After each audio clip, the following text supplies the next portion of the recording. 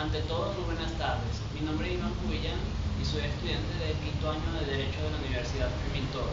Y atendiendo a la materia de Derecho Probatorio, les voy a dictar una pequeña clase acerca de la confesión, las posiciones juradas y el juramento decisivo. Sobre la confesión, es una prueba oral que consiste en el testimonio que contra sí misma rinde una de las partes y que versa solo sobre ellos. Resulta en el reconocimiento o la aceptación que hace una persona de hechos relevantes sobre una relación jurídica y que son opuestos al efecto jurídico que reclama. Así, una parte declara sobre un acto vinculado a una relación jurídica desfavorable a su interés o sobre el conocimiento que tiene de actos ajenos opuestos a sus pretensiones favorables a la contraparte.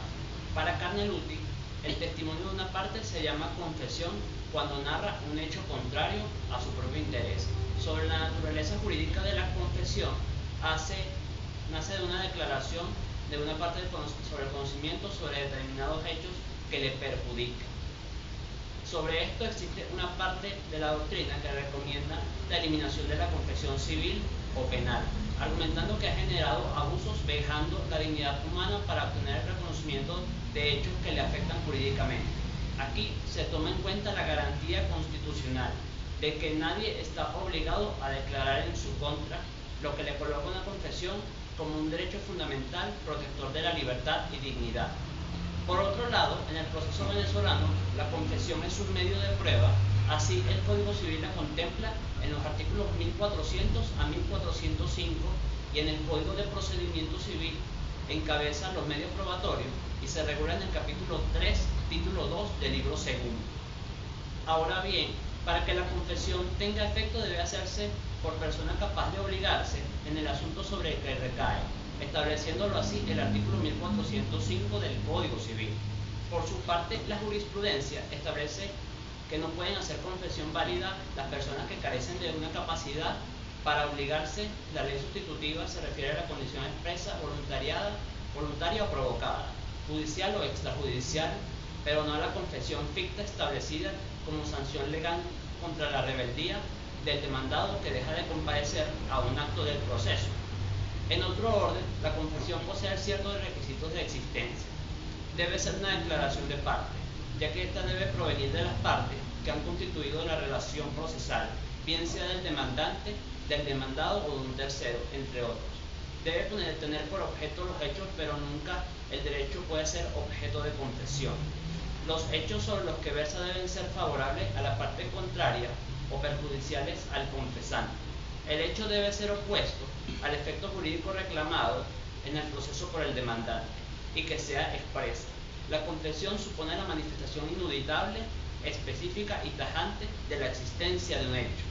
Sobre la clasificación de la confesión, tomando en cuenta las propiedades que se refieren al juez, la confesión puede ser judicial o hecha ante un juez, aunque sea incompetente, y extrajudicial, que es aquella que se hace fuera del proceso, a la parte o a quien la representa o a un tercero. Por su parte, la confesión judicial y la extrajudicial se asemejan en que ambas versan sobre la verdad de un hecho. Siempre será una u otra de las partes interesadas y ambas son declaraciones. En cambio, se diferencia en que no es igual su eficacia probatoria. La judicial hace plena prueba del hecho confesado. La extrajudicial produce el mismo efecto si se hace la parte misma o quien la representa, y si es hecha a un tercero, resulta un indicio. La confesión judicial, por su parte, puede ser expresa, la que hace parte afirmando de hecho y pretensiones discutidas con señales claras y sin dejar dudas aun cuando lo perjudique. La confesión expresa a su vez se divide en simple, que es cuando se afirma la verdad de un hecho y de la pretensión sin modificación alguna. La cualificada, que se reconoce la verdad del hecho pero con modificaciones que alteran condiciones y efectos jurídicos. Y la compleja, que se admite el hecho pero se alega ciertos actos modificativos o extintivos. Y la provocada, que se origina por un interrogatorio del contrario o por un interrogatorio del juez o en virtud de un acto procesal estipulado por la ley. Y en este último supuesto, es decir, por la inasistencia a un acto que así lo califique la ley, por negarse a contestar en el interrogatorio, que es lo que se conceptúa como confesión ficta. En ese sentido, sentido se dice que hay confesión ficta cuando el demandado no comparece a dar contestación de la demanda o reconvención. Al respecto, la norma que rige la confesión ficta es el artículo 362 del Código de Procedimiento Civil, que señala que si el demandado no diere contestación a la demanda dentro de los plazos indicados en este código, se le tendrá por confeso en cuanto no sea contrario al derecho a la petición del demandante sin nada probare que le favorece. Igual conforme al artículo 362, para que se tenga confeso al demandado que no contestó la demanda, es necesario que se den 3 requisitos: que el demandado no conteste la demanda, que proviene de la ausencia de contestación de la demanda porque no compareció en el lapso de emplazamiento a hacer la contestación, o porque habiendo comparecido a la contestación, esta sea ineficaz. Cuestión que esta puede ocurrir por extemporánea la contestación, que no se realice conforme a la exigencia de la ley, que la contestación sea deficiente porque no ni contestó el fondo y porque sea insuficiente el poder del apoderado. Otro requisito sería que en el término probatorio nada probare que lo favorezca. La jurisprudencia ha señalado que lo único que puede probar el demandado con respecto a lo estipulado por el legislador en algo que lo favorezca es la inexactitud de los hechos, que no puede probar con excepciones perentorias, ni hechos nuevos, y que la petición del actor no sea contraria a derecho, que se puede referir en principio conforme a las causales de inadmisibilidad que contiene el artículo 341 del Código de Procedimiento Civil. Esto es que no sea contrario al orden público, a las buenas costumbres o a alguna disposición expresa de la ley. Ahora bien, en relación a las propiedades que se refieren al confesante, la confesión puede ser espontánea, que es cuando procede de la voluntad del confesante como una única causa o iniciativa. La provocada, que es cuando se produce por petición de la otra parte y bajo juramento. Irrevocable, pues emitida no puede retirarse. La revocable, ya que es por el confesante, por cuanto puede ser revocable cuando éste pruebe que es el resultado de un error de hecho, pero no puede revocarse sobre pretexto de un error de derecho. Y jurada, como aquella que se emite bajo juramento de decir la verdad. Y la no jurada, que es la que se emite sin ese juramento. Por último, de acuerdo al adversario del confesante, la confesión se distingue en divisible, que es cuando el adversario del confesante tiene el poder de dividir el contenido de la confesión, aceptando la parte que le sea favorable y rechazando aquella favorable al confesante, e indivisible cuando aquel que desea beneficiarse de la declaración judicial o extrajudicial del adversario no puede aceptarla en aquello que le favorece y rechazarla en cuanto le es contraria, sino que debe aceptarla por rechazarla en todo. La eficacia probatoria. La fuerza o eficacia probatoria de la confesión depende de la persona que la recibe, es decir, de quien haya sido el destinatario. Cuando se trata de la confesión judicial, o sea, hecha ante un juez, aun cuando sea incompetente, produce plena prueba acerca del hecho confesado. Por supuesto que deben cumplirse con todos los requisitos establecidos en el Código de Procedimiento Civil para los actos procesales y los particulares de la confesión. La confesión ante la parte contraria o ante su representante produce los mismos efectos de la judicial, siempre y cuando se cumplan los requisitos de existencia, validez y eficacia de la confesión. La confesión es permitida en toda clase de juicio y la fuerza o eficacia probatoria de la confesión depende de la persona que la recibe, es decir, de quien haya sido el destinatario. Cuando se trata de la confesión judicial, o sea, hecha ante un juez, aun cuando sea incompetente, produce plena prueba acerca del hecho confesado. Por supuesto que debe cumplirse con todos los requisitos establecidos en el Código de Procedimiento Civil para los actos procesales y los particulares de la confesión. La confesión ante la parte contraria o ante su representante produce los mismos efectos de la judicial, siempre y cuando se cumplan los requisitos de existencia, validez y eficacia de la confesión. Como otro punto a tratar están las posiciones juradas, como formas procesales probatorias autorizadas por la ley, por las cuales una parte se somete a interrogatorio por la parte contraria con la obligación de contestar las posiciones que se le formulen. La prueba de posiciones juradas es una actividad típica del interrogatorio de parte. Son preguntas que integran el interrogatorio a que se somete a la parte contraria. Son fundamentalmente un instrumento que tiene por finalidad última la confesión de la parte contraria sobre hechos propios y controvertidos y que tenga conocimiento personal. En ese orden, las posiciones solo podrán efectuarse sobre los hechos pertinentes al mérito de la causa, desde el día de la contestación de la demanda, después de esta, hasta el momento comenzar los informes de las partes para sentencia. Sobre el sujeto peticionante, es el que corresponde tanto al actor demandante como al demandado. No obstante, en el proceso pueden aparecer terceros bien como partes permanentes o intervinientes en incidencias específicas. Asimismo, dispone la ley procesal que la parte que solicite la absolución de posiciones juradas debe manifestar expresamente su voluntad de reciprocidad en la absolución. Sin embargo, en el Código de Procedimiento Civil existe una norma que excepciona a ciertas personas de comparecer al tribunal a absolver posiciones. Así, el artículo 408 expresa que no están obligados a comparecer al tribunal a absolver posiciones las personas emitidas por la ley de comparecer a declarar como testigos. En estos casos, la prueba se realizará siguiendo las previsiones de la prueba de testigos en cuanto sean aplicables. Igualmente, en atención a la Ley Orgánica Procesal del Trabajo, en el procedimiento probatorio laboral no se admiten las posiciones juradas ni el juramento decisorio. Si menos aún en lo dispuesto del artículo 404, la citación para absolver posiciones deberá hacerse personalmente para el día y horas designados, y aquellas en ningún caso suspenderán el curso de la causa. Sobre la nulidad de absolución de posiciones, la parte que la solicite debe manifestar estar dispuesta a comparecer al tribunal a absolverlas recíprocamente a la contraria, sin lo cual aquellas no serán admitidas.